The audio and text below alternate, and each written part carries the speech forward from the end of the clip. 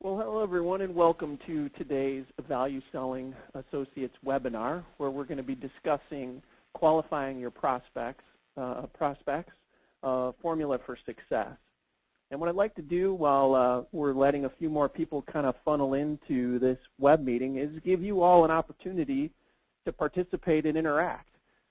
Throughout today's webinar, we're going to have the opportunity to engage in a discussion together by leveraging the chat box.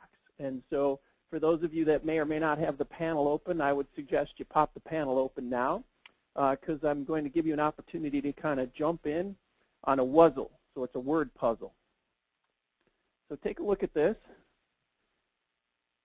And I'm going to let you guys all ping me with the answer. What is the answer to this Wuzzle? Right now, find your way to the chat, type in a message, and send it off. And I'll start monitoring and watching that for the first appropriate person with the answer. And I'll give you a gift at the end of the webinar for responding.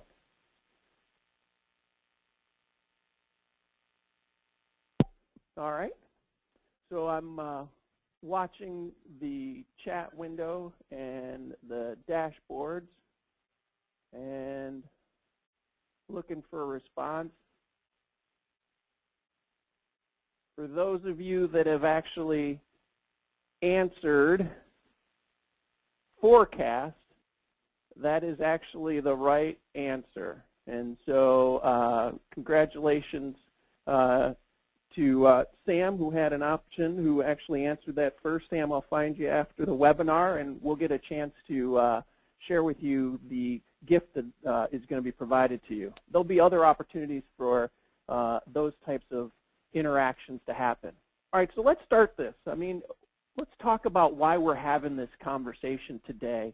You know, we in this world we live of sales, marketing, and sales leadership, you know, our job is to effectively drive revenue. And we do that by managing opportunities and qualifying those opportunities where we invest our time.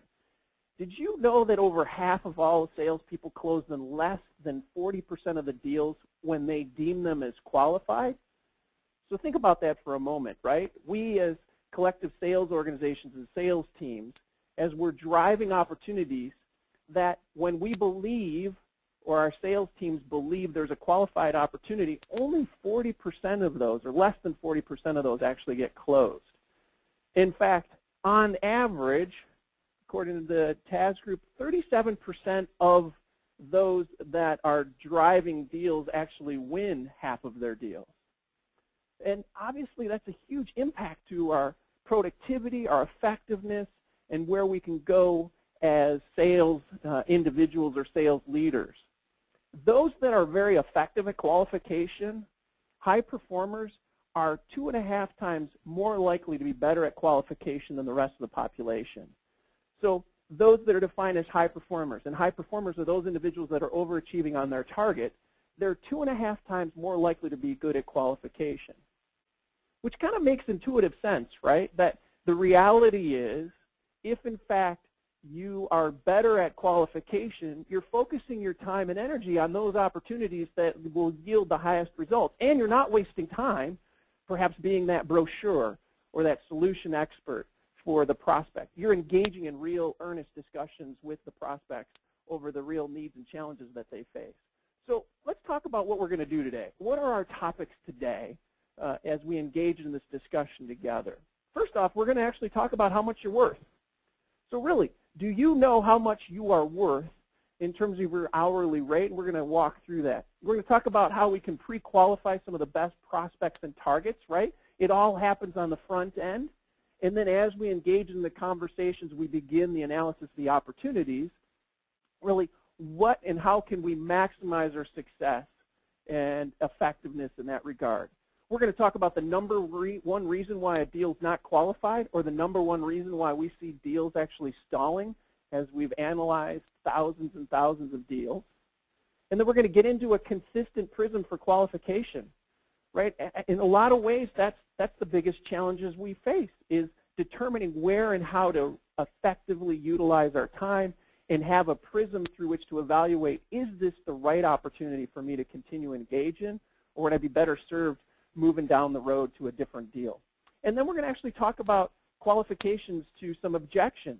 So we're going to talk about some of the common objections that we hear as we're moving through the process, as we're getting closer to forecast or closure, and talk about, well, what might be the reason why we're hearing that, and use that prism that we learned earlier in today's webinar to kind of assess it. All right, so let's jump in and actually talk about how much we're worth. So how much are you worth? How many of you on the line here could actually articulate what your hourly rate is? If you can, congratulations. You're probably one of the select few that have ever actually gone through the process of calculating it.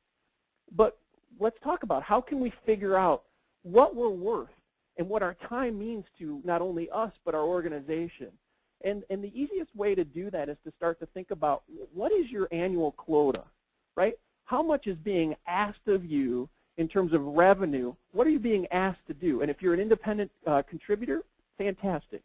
If you're an overlay position and you have a broader quota assignment because you're going across multiple, or you're a sales engineer that supports multiple salespeople, same thing. Just what is the aggregate target you have in terms of revenue contribution for the year? Managers do the same thing. And what I want you to do is take that number and divide it by 2,000 hours.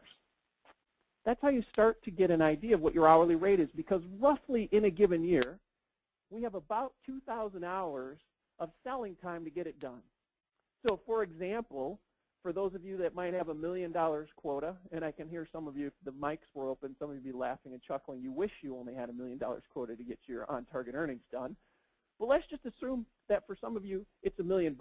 2,000 hours means your hourly rate is $500 an hour. $500, right?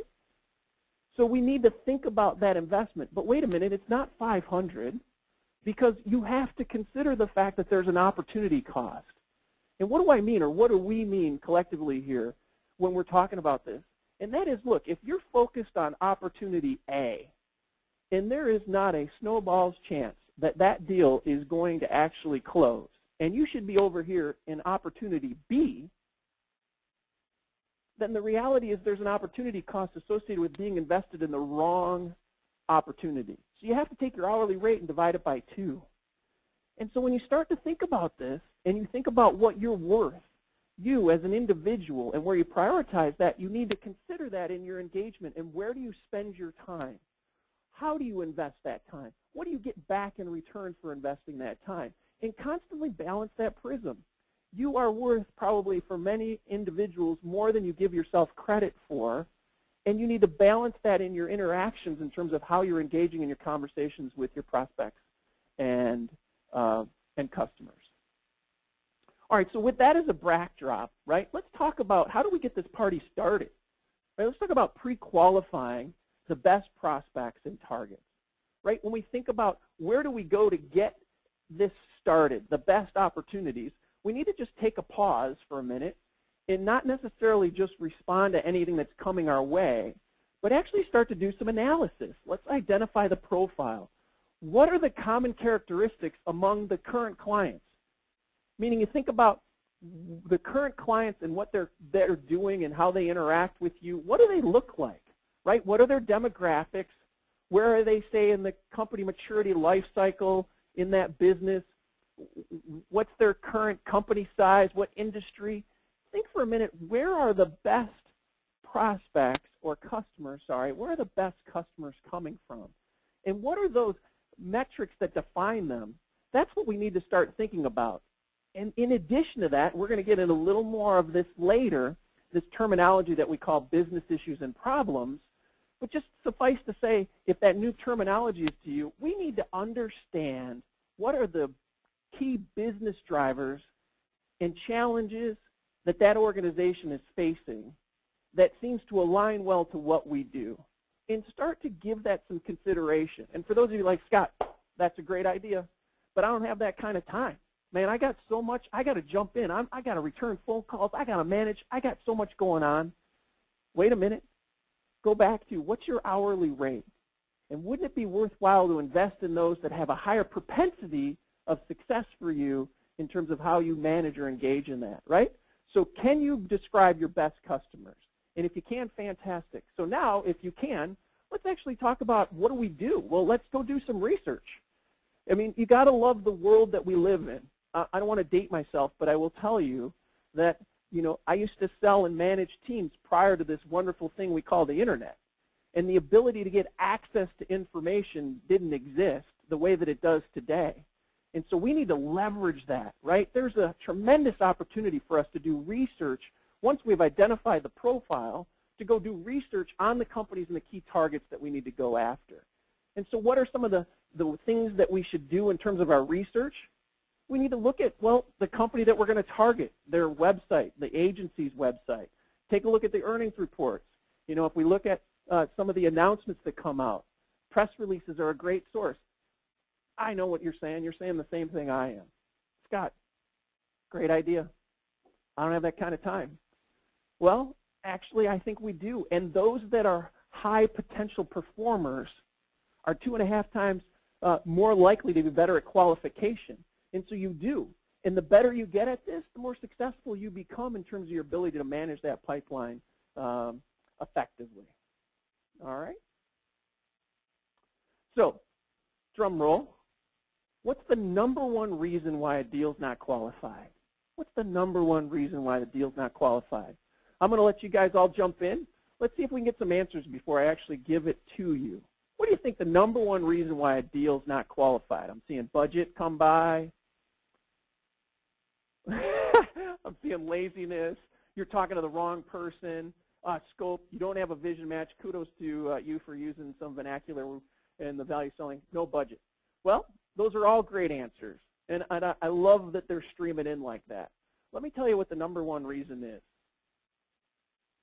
Oh, I got to do some definitions first. So let's talk about some definitions and terminology before I give you the answer, so that we can all kind of describe this in a similar form or fashion. All right, so let's do this. If I could, I want all of you to put your hat on right now and think about just a commercially traded business. Just think about a business. We don't want to talk about a federal agency yet. We'll do that in a second. I want you to think about just a commercial business, right? Publicly traded. What's the objective of that business? Hold on one second. We've popped out. There we go. So what is the #1 objective of that business, right? A commercially traded business, the #1 objective of that business is to make money for its shareholders, right? Whether it's publicly held or privately held, at the end of the day, they're trying to maximize the profitability of those owners. That's the objective, okay? Think of that as like a pyramid. It's the top of the peak. Business issues, as we define them in value selling, are the things that need to be achieved or resolved in order for them to maximize the objective, which is profit. So for some of you that are kind of trying to wrap your head around it, the easiest way I like to think about it is this. Look, the CEO, he or she is steering the ship, trying to maximize the profitability for the owners of the company. Each CEO has several key lieutenants that report to him or her. So let's pick one we can all relate to. I mean, for the most part, in the world we live in, right? The VP of sales, or the SVP of sales. That person has a business issue. What is it? Come on, for those of you that are online, what is the #1 business issue for the VP of sales? It's growing revenue, right? That's the primary objective. Does that ever go away for that VP of sales? Nope. Just the VP of sales if they can't get it done. So let's go down and take a couple more off the run. What about the CFO? What's the primary business issue for the CFO? What does the CEO look to the CFO to do?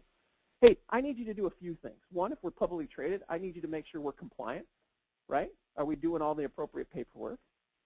In some segments, it may be controlling costs.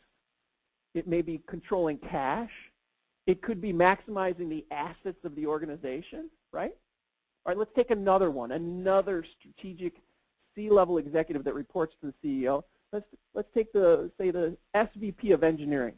What's the CEO asking the lead in engineering to do? Hey, time to market on new products or solutions. Get me more stuff sooner to go sell so that I can drive more higher levels of revenue.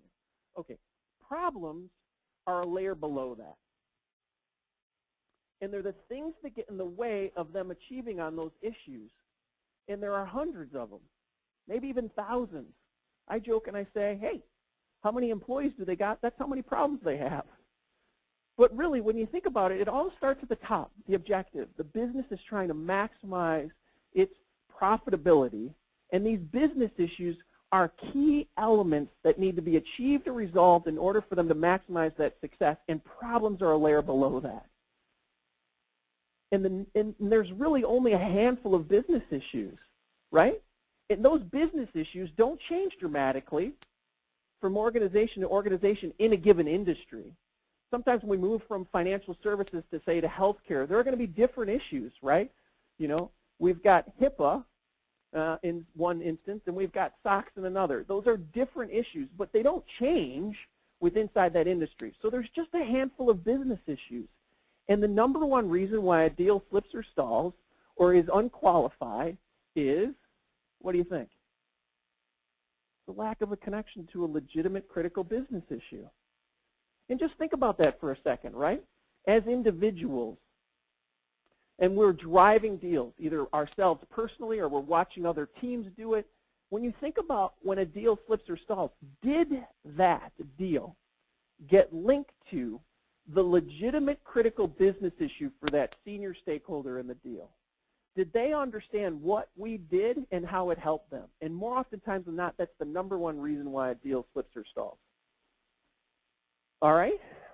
So let's press on for a second here and now talk about this consistent prism for evaluation, this consistent prism for qualification, right? Let's talk about something that we use consistently to kind of define whether or not a deal is qualified. So what are some impacts of qualification? What are some elements that impact? Well, we talked about business issue, right? We're going to talk about some of these other dimensions, but business issue is the number one reason why a deal slips or stalls. But let's jump in and actually aggregate this in kind of a formula, something that we can kind of use on-off. Are we qualified? Are we not qualified? And we'll kind of talk about those elements for a minute. So in value selling, we have this tool we call the qualified prospect formula. And what I want you to do is consider for a moment in your mind, replace qualified prospect with qualified deal. Can you all do that for a minute? As I go through these definitions, what I want you to do is this is a deal, it's qualified, and you're committing your revenue to the company. You've already spent the commission check. That's how qualified this deal is because you're sure it's coming in. So in value selling, we say the first thing that you have to have is a vision match that's differentiated. Well, what do you think we mean when we say that? What do you think we're talking about there for a minute? Well, a vision match. What kind of ideas does that spark in your mind? Well, hey, listen, there's a match. There's an alignment between you and the prospect. It means what do you do? What capabilities do you have? And how does that solve problems for the prospect? And they see that alignment. There's a match. There's a matching alignment between that. But if you take what I just talked about a second ago, we take those problems and we link it to something higher we call a business issue. So they see the problems that you solve, helping them resolve one of those strategic or key business issues for the senior stakeholder, right? And differentiated is all about, is it unique? Do you solve some problems that no one else can solve? Because then it becomes qualified for you, not your competitor. So again, the simple definition is a confirmation between you and the seller that we have an alignment, that you solve problems unique, and that's linked to a business issue. So it answers a fundamental question, should they buy? Right? Should they buy? So that's element number one. Element number two in qualification is value. Now when we talk about value, you know, there's different types of value, but value in a deal is, does the prospect understand what that means to the organization and to them personally if they move forward with you? And there's value in doing it. If I'm going to spend $1, I'm going to get $2 back, and I understand the justification. Some of it is tangible, some of it is intangible. But you, in a truly qualified deal, could very easily articulate the business case of why they would spend the money. But then I'll give you a part 2 to this value. So I want you all guys for a minute to kind of think about this for a second. I'm going to ask you a question. If you've multitasked away, I want you to come back because I'm going to give you a crystal ball time. And I want you to start to ping me with questions in the actual chat window here. Crystal ball time. I'm going to turn over a crystal ball on your most important deal. And you're either going to get the business value or you're going to get the personal value for the key stakeholder. Which one do you want? Go ahead, start firing it. Personal value or business value? You only get one. It's crystal ball time. It's your most strategic deal, and I can give you the answer when I turn this over. I'll give you the business value or I'll give you the personal value for your strategic deal. Which one do you want? Yeah, here it goes. Ding, ding, ding, ding, ding, ding. I mean, it's just firing off one right after the other. Personal, personal, personal. 99.99% of the time, people say personal. And you're absolutely right. Why? Because if that individual understands and sees that this will help them as an individual, they're going to do anything and everything they can to work with you to justify the business impact. And that's what we need to make sure we're striving for. So in a truly qualified deal, we would not only know the business value, but we would know the personal value. And we'd know the personal value of the key stakeholder. So it's the buyer's perception, right? It's not our reality, it's their reality. You know, we say it all the time, and it's worth repeating. We do not create value as sales individuals. Our organization, what we sell, has no value unto itself. You got to get real with that. The only value we do or have is what we go uncover and connect to for our prospects. So the second element in qualification is value. And it answers the question, will they buy? Meaning, is this valuable enough for me to buy, right? Okay, fantastic. We got 2 more definitions or 2 more elements to go through. Next one is power, right? In a qualified deal, we'd be able to articulate the power in the deal. And what's power? Oh, you guys can start firing away on the questions thing. What's power in a deal? I mean, really, when you think about it, what is power in a deal? Oh, here they go. They start firing off names of individuals, right? Well, the coach, the economic sponsor, the fox, we've heard that terminology, the saboteur, the key decision maker. I mean, there's all kinds of definitions that we've come up with, but I'm going to simplify it for you. You could throw all that out the window, throw it all out. Here's the simple definition of power. Are you ready? Yes or no. Anyone in your deal that can say yes to it has power. Anyone who can say no in your deal has power. And what do we need to do with each of those individuals? We need to go have a conversation that understands the vision match for them as an individual, right? Think about that.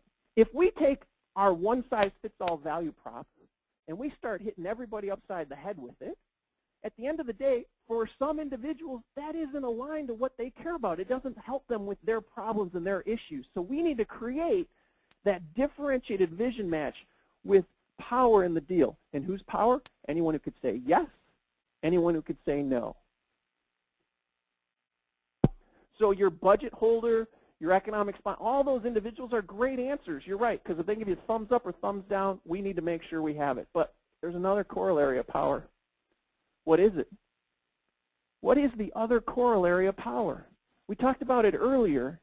It's you. How much are you worth? You have power. You have a tremendous amount of power. In fact, more often than not, more power than we give ourselves credit for, because you have the power to invest your time. You have the power to bring answers and insight and research. And in a truly qualified deal, not only could you describe the power on their side of the table, you'd be able to tell yourself, us, your team members, and me where you leveraged your power in the deal, right? So power is an understanding of who could say yes, who could say no, and making sure we have a vision match with each of those individuals, and we've leveraged our power, because that answers the question, can they buy? Okay, finally, last definition in our qualified deal, right? In our qualified deal, we'd be able to answer plan, right? We'd have a plan. It's a mutual plan, right? At the end of the day, the plan is we don't exercise or just exist to execute or follow the buy cycle of the company or the opportunity. And we sure as heck don't just execute a sales cycle, because either of those, we lose. We need to create a plan together with the prospect that creates a mutual plan of not only the buy cycle but the sell cycle, because there are things that they need to do and there are things that we need to do in order to be successful together, right? And this plan needs to be mutual. Now, my favorite question to ask a room full of salespeople, where does the plan end? Where does the plan end? Go ahead, type in some responses. Where does the plan end? I love it. Signed contract. First one right out of the gate. Way to go. We win the deal. The deal closes. Guess what? Your prospect doesn't care about your deal. In fact, I'll pull out my marketing degree from back in the day. Right before the deal is signed, there's this thing called pre-purchase dissonance, which is a fancy way of saying I'm thinking about all the things that can go wrong. Oh, and after I sign it, there's this thing called post-purchase dissonance. Yeah, that's where I think about all the things that can go wrong. See, if our plan myopically focuses on the event that's only important to us, we lose.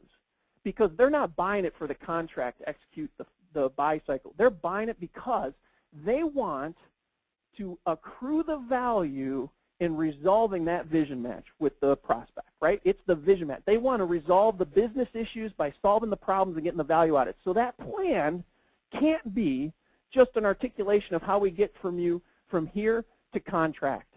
It has to articulate what has to happen beyond that so that they start to get line of sight of how they're going to get there. All right?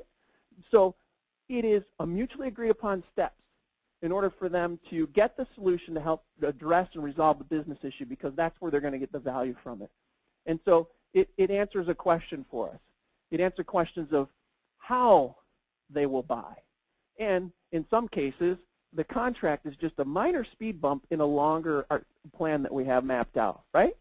So in value selling, we kind of simplify that and say, hey, a qualified deal has a vision match differentiated times value times power times plan. You see that?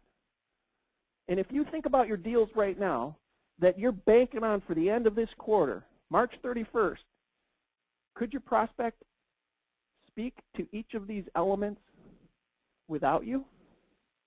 And if they can't, then maybe that's an opportunity for us to go back and have some earnest conversations and discussions, right? But look at the formula from a mathematical perspective. For those of you that are freaking out because you didn't like math, don't panic. I wasn't a big fan of math when I was going through school. But here's the deal. If any one of those is 0, what did that formula go to? 0. And how many of us have closed deals in the past with a 0 in one of those things I just described? And the answer is all the time.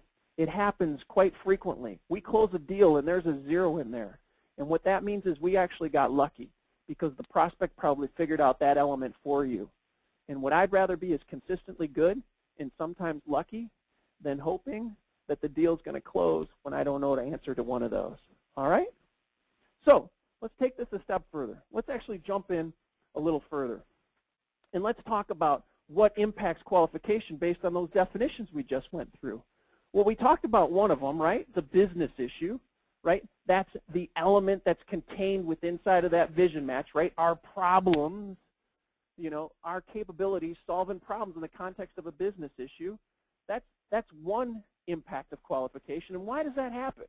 Why does a deal get sideways and it's not qualified? I'll tell you why. Because you see it happen. Not anybody on the phone here with me in this webinar, but there are other sales teams out there. You've heard about them. They just jump in and they talk about the product. Hey, this is what we do. This is why it's great for you. This is what we do. This is why it's great for you. And the reality is what we need to do is not engage in that conversation. We need to engage in a discussion around what are the problems that that prospect is dealing with and how does it impact the business issues that they're facing. And then talk about how our solution helps solve it. So one element, business issue. It's because many times we're spending too much time talking about the solution. Second, value. What impacts qualification? Value. And why does that happen? Well, if we go back to what we talked about earlier, value is business specific, right? There's business value. It's customer specific. It's tangible and intangible. We may or may not be able to articulate or understand or comprehend why they're going to spend the money with us. What is the payback? Have they justified it? Tangible and intangible. The other is personal value, right? We don't understand what it means to the individual. We haven't gotten to that level of understanding, right? If two organizations are looking at it, they're going to make decisions from an entirely different perspective, right?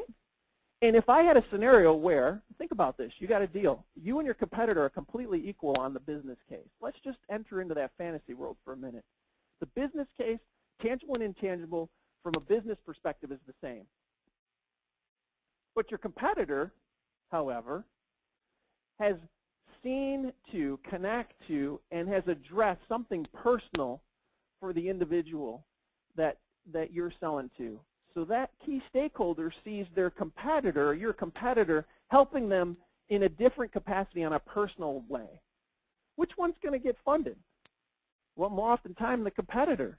Or if it goes up a rung and the senior stakeholder sees it connecting to something that's on a personal front for them. So imagine what our productivity and qualification would be like if we actually went and drove to understanding the personal value for our key individuals. And we could articulate not only the business value, the personal value. All right. So 2 more coming around the horn here. Power. So what's power in a qualified deal? Why does that impact qualification? Well, there's a few reasons, right? Well, first off, it's getting the power. We may be having an engaging, lovely conversation. We're excited. Our prospect is excited. They seem to be in alignment. I love you. You love me. It's fantastic. But at the end of the day, this needs to actually go another level or 2 up. So we need to make sure that we identify who power is in the deal. And what do we need to engage in a conversation with them over? What do you think the number one thing we need to solidify for that power person? I'm going to have you guys jump in and shoot me some answers through questions or chat. Hit it. What do you think the number one thing is that we need to engage that senior level decision maker around, using all the terminology and all the stuff we just talked about earlier? What do you think it is? All right, so there we go. I'm seeing that it would be great if we could understand the personal value, but what's flying by right now is the business issue. And you're absolutely right. What we need to understand is for that senior stakeholder, what's the number one thing that they're being tasked with and measured on, right? That's their business issue. And once we identify the senior stakeholder, we got to make sure that we start to solidify an understanding about what that is and what are the problems that are getting in the way and how we can solve it. So we need to identify power. Well, that's just part of it. Once we identify power, we got to gain access, right? We need to make sure that we can get to power and have the conversation. And there are a couple of ways that we can do that. But at the end of the day, it's incumbent upon us to go and work to get to that senior stakeholder, to have the conversation, to solidify an understanding of the issues and the problems. And once we get there, we want to make sure that we maintain the access. In other words, we want to ask for that round trip ticket to come back. And we can do that conditionally if things get sideways, or we can do that through planned access. But once we get there, we want to make sure we have an opportunity to get back to them as we move through the campaign and the process. So another major reason why deals are unqualified is we actually haven't gotten alignment to power, the senior stakeholder. Or, you know, Sally Sue, the curmudgeon in the corner who says no to everything, and if we don't get her to neutral, we're done. We got to make sure that we're aligning to all the key stakeholders in the deal and we're leveraging our power. All right, finally, plan. We talked about it earlier, but if we think about it, many times what we're watching our teams do, not us, but we'll say other sales teams do, is they're just executing the buy cycle from our prospects. And in that scenario, we both lose. A, consider how frequently your prospect buys your solutions in a 5-year cycle. And if you're like most of my clients, maybe once, maybe twice in a 5-year cycle. And what we believe is that they're more capable at understanding all the necessary steps that are required in order to solidify and move the deal through. When in reality, you're the expert because you're doing this day in and day out. You're doing it 100 times a month or in a quarter. And so you need to manage the process and the steps and build a plan with them that helps them to get line of sight, not to just your contract, but line of sight to the value in resolving that business issue. And build a plan that has a sequence of events for steps that they may not even realize that they're going to need to go through in order to be successful in this process. And use every written message as an opportunity to confirm an alignment, to build this plan, right? To build this mutual plan together. And we want to be proactive in managing the steps in the sales cycle, because if we're being proactive, we're earning respect, we're setting ourselves up as that trusted advisor status, we are challenging the prospect in ways that are meaningful for both of us, getting them to consider what's coming. And we got to make sure we're deliberate in understanding and messaging back to them what we've heard. Now, going back to everything you've heard me say before, hey, what's the business issue? What are the problems? How are we going to solve it together? What's the business impact? Who are the key players, and what are the steps to get it done? Yeah, I know that's a lot to take on from an audio perspective. So let me say it again. At the end of the day, right, what the prospect wants to understand is, can you help me with my #1 priority, aka business issue? Can you articulate to me the problems that are getting in the way of me meeting or achieving on that business issue? Do I understand the solution, how you're going to help me get there? Can you articulate and describe for me the value, both on a business level and on a personal level? We may have talked about it. You don't need to write it. And then take me through the key players that are required in order to get this done, and what are the steps, right? So it's 6 simple things. What's the issue? What are the problems? How do you solve it? What's the value? Who's involved? What are the steps? Yeah, that was fast, because I'm trying to drag some of you back. For those of you that may have clicked over to email, come back. It's 6 simple things that we want to communicate in every written communication. What's the issue? What are the problems? How do you solve it? What's the value? Who's involved? And what are the steps to get it done? And it isn't the steps to contract, it's the steps to get it done. And by doing that, we are engaging in an interactive discussion to put ourselves up for success, to put ourselves in a position of success. And if you write something like that, and you send it to your prospect, and you get no feedback, you should thank your lucky stars, because you just got tremendous feedback. This deal is unqualified, and you should consider whether or not it's worth your hourly rate to continue to invest in it. So requalify every opportunity using that prism. Do we know the business issue? Can we understand and articulate the value, both business and personal? Do we have a mutual plan that's agreed to in writing? Do we understand our differentiation? What's our unique problems that we solve that no one else can? Can the prospect say, this is what you do that they can't? And have we gotten a conversation with all the key players that can say yay or nay in the deal? Power. Have we built a vision or an alignment with each of those key players? So requalify every opportunity. All right? So we're rounding third and we're heading to home. All right? So come on back in, because we're going to actually now start to talk about why we may get specific objections when we're engaged in an opportunity, right? So I'm going to put some typical objections that we often hear as we're moving down the pike, as we're moving this opportunity through the funnel and we're getting close. Here are some of the things that we might hear, right? And what I want to do is slap that formula that we just described earlier in the day over it. And I want to see which element is actually screaming at us. So let me do a quick refresh. So come back from a definitions perspective, right? The first thing is a vision match that's differentiated. So first element, can they describe how your solution solves problems in a unique way, linking it to a business issue? That's vision match. So can they answer the question, should they buy from us?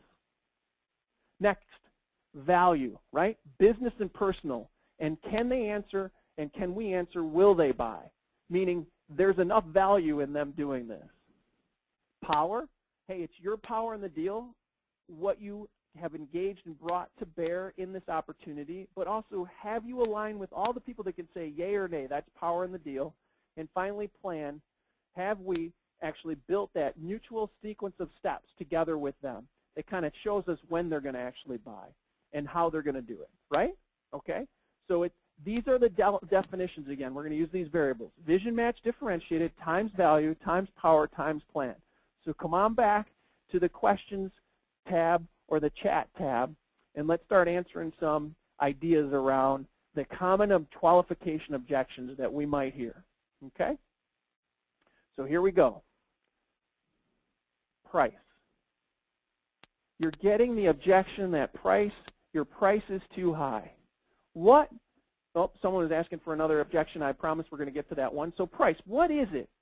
Price. What do you think the number one variable that's missing in this deal? Which one of it is of the four? Vision match, differentiated, value, power, and plan. Which one is it that's probably getting the price light to go off, right? I'm seeing a lot of it.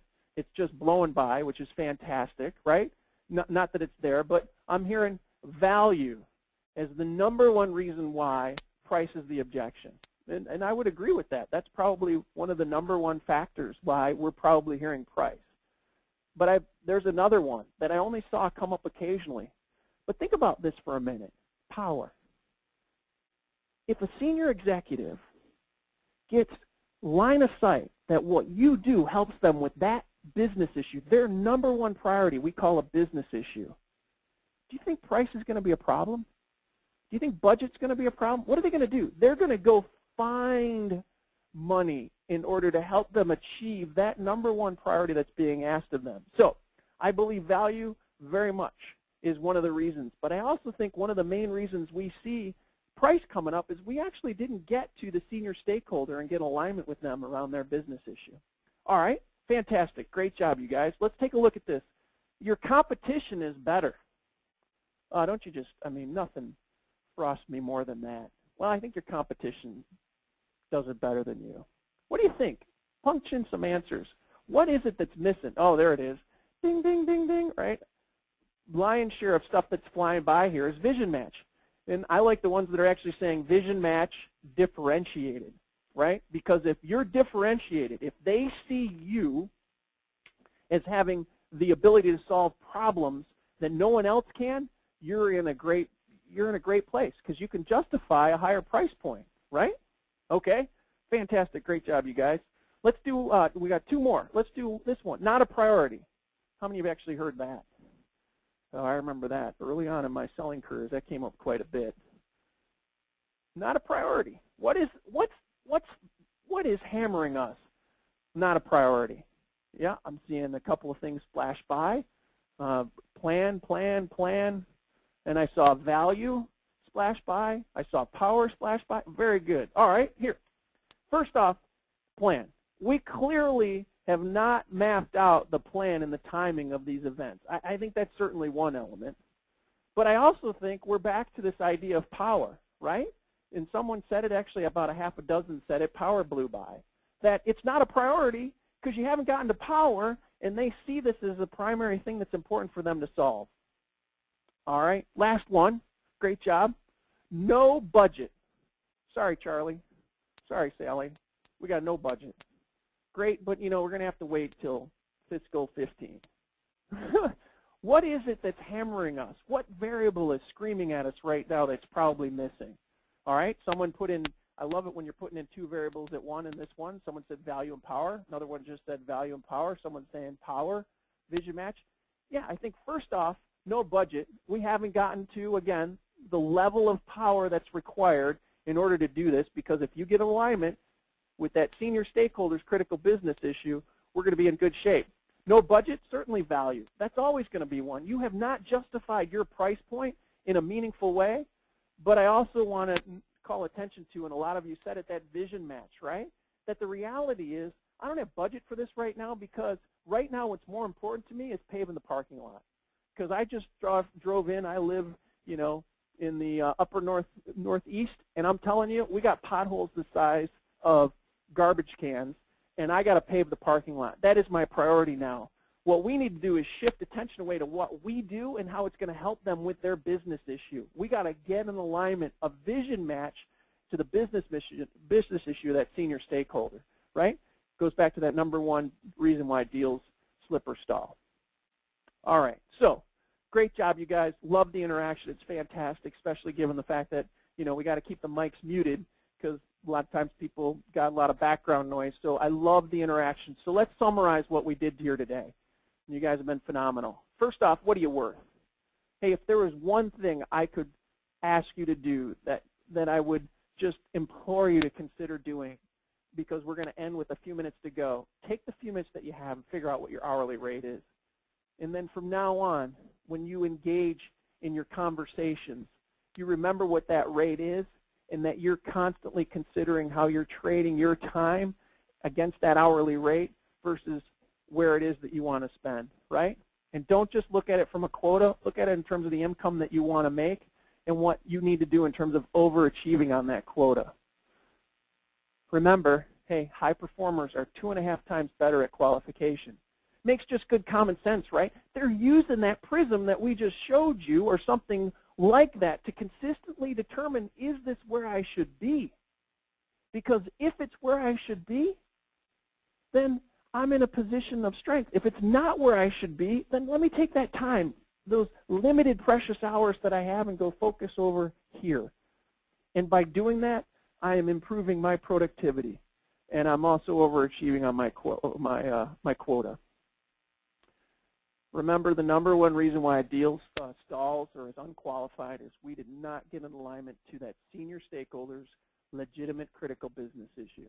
And it just makes sense because of where we're engaging the discussion, who we're talking to. When they took it up a rung or two without us, it just didn't line up. And we need to make sure we're getting to that legitimate business issue. Finally, hey, we need a formula, a consistent prism to qualify our opportunities. Let's take this and slap it over our deals and look at what we know and don't know from the prospect's perspective. You take what we just went through and you slap it over your deals. It'll take you a couple, 2-3 minutes after you do it 3 or 4 times, and it will scream at you. Things will start flashing red at you if you let it.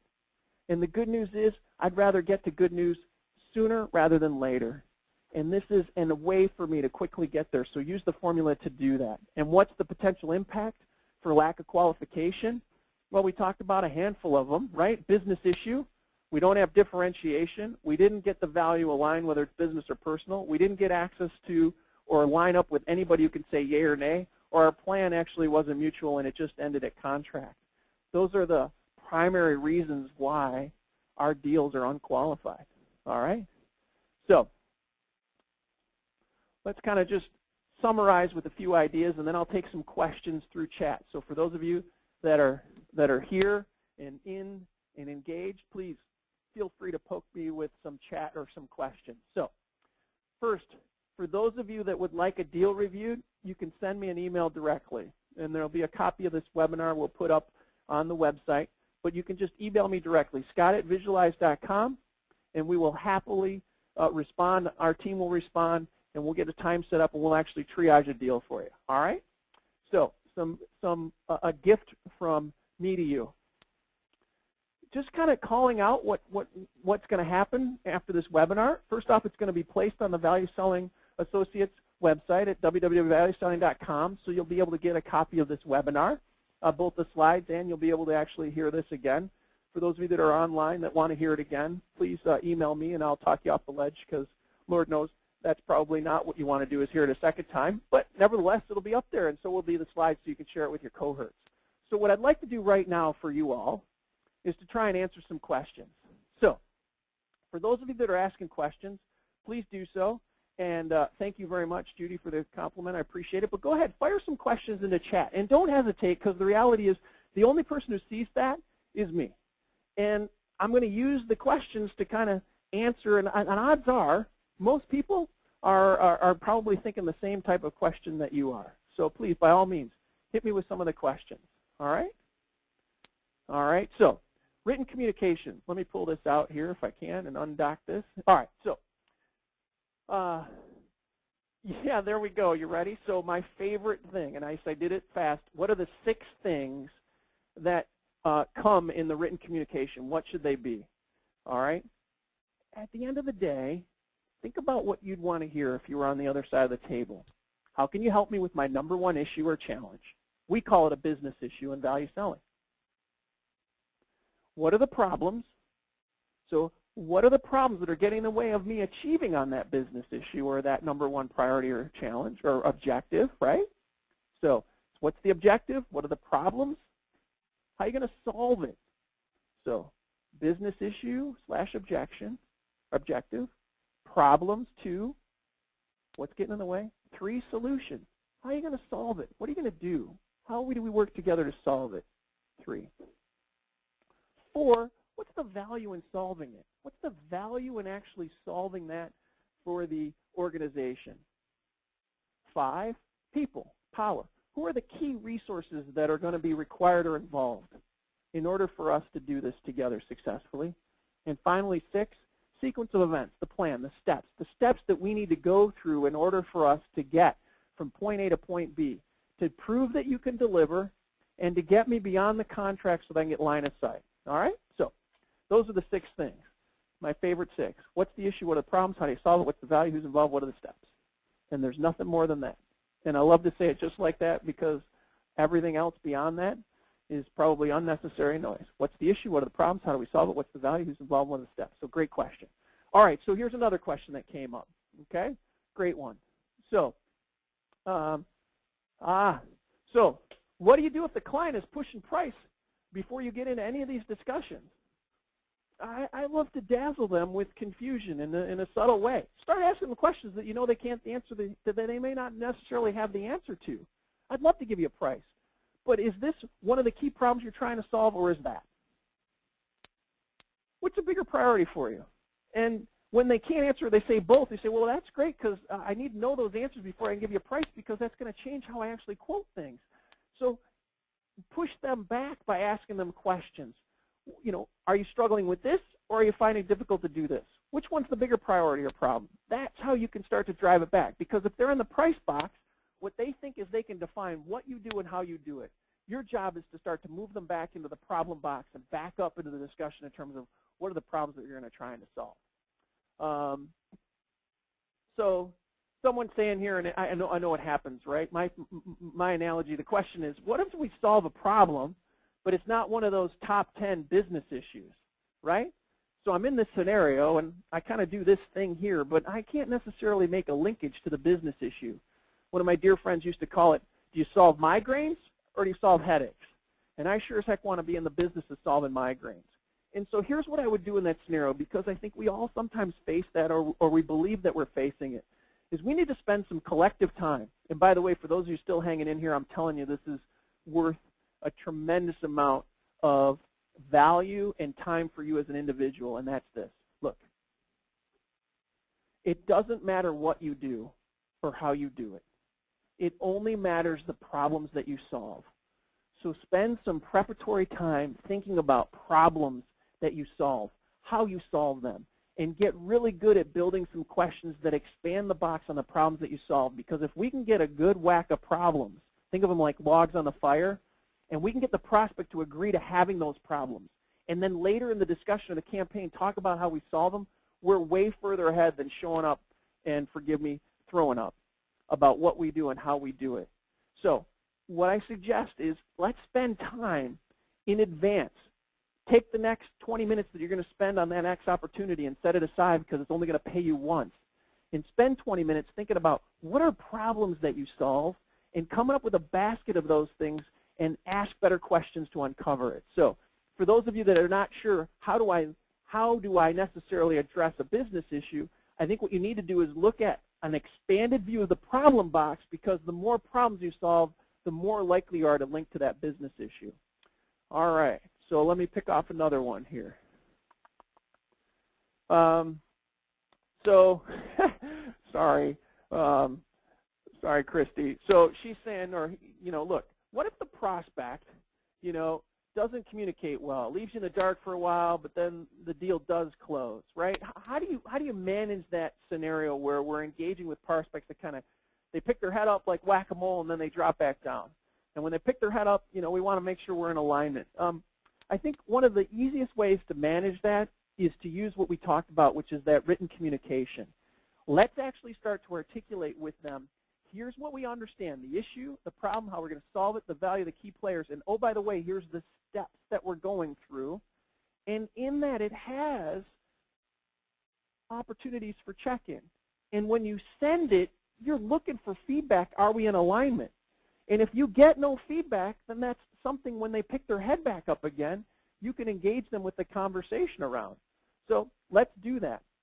Let's manage the discussion in a way that starts to articulate, here are the things that we're going to do, here's the things that you're going to do. All right, we got a few minutes left. I'll pick off a couple more. Let's see here. Let's see. I'll pick one more off. Forgive me.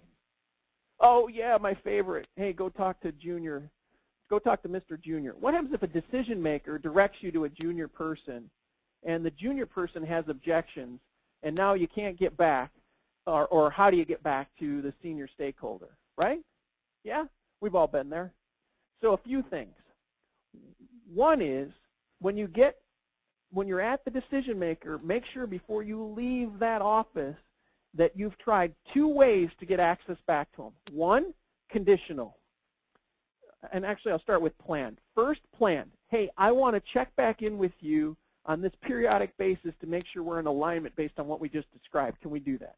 And they may say yay, they may say nay. If they say nay, then get conditional access.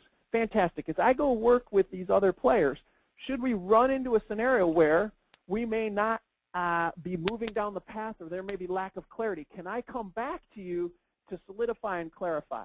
Normally that one gets a yes. That'll get you beyond the monkey that's saying, hey, I got all these objections. If the monkey has a ton of objections because they're a level or 2 below, hey, recognize this. They may be in love with someone else. They may be happy with another provider, and they're just trying to block you.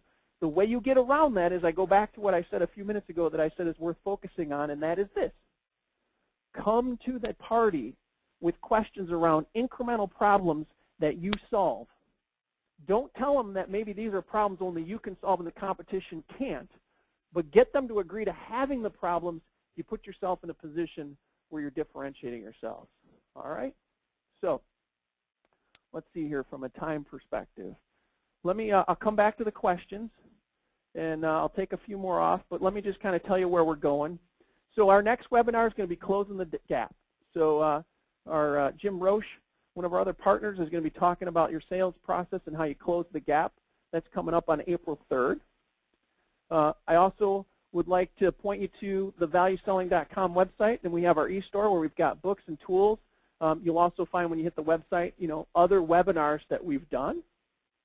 And follow us. Hey, if you like what you heard here today, by all means, please follow us. Give us a like. We love the fact that we've got raving fans, and we'd love for you all to just say something nice. So in kind of conclusion, as I pick off a few more of those questions that people are sticking around, hey, if you have any questions, by all means, feel free to email me direct, scott@visualize.com. You can call me, and I will absolutely, if you email me and ask for assistance, myself and some of my team members, we will happily respond to your query over your deal and give you some feedback on your deal. Okay? So I leave that out for you as we kind of wind down. Let me take a couple more questions, and then I'm going to end in the next 60 seconds to be cognizant of the time. And I love the fact that there's still a ton of people that are still actively participating. That's fantastic. So let's see. When a decision you handle, no engineering resources, the same as a budget. Oh, so we're getting the objection. Hey, we don't have the engineering resources to do this now. Is that the same kind of objection as we don't have a budget? Well, I think there's probably a couple things that are probably afoot there, Zach, if I understand this correctly. The reality is they don't have engineering resources. That's probably true because there may be other priorities or initiatives that are afoot at the moment. And for them to consider reallocating those to whatever it is that you do, well, that's a challenge. And so the way that we get things reprioritized is getting to a senior stakeholder over their legitimate business issue and building a basket of problems that helps them achieve a resolve on that business issue, so that maybe those resources that are reallocated to Project A could get reallocated to us, because now this becomes a bigger priority. All right? Let's see. One more, and we'll call it a day.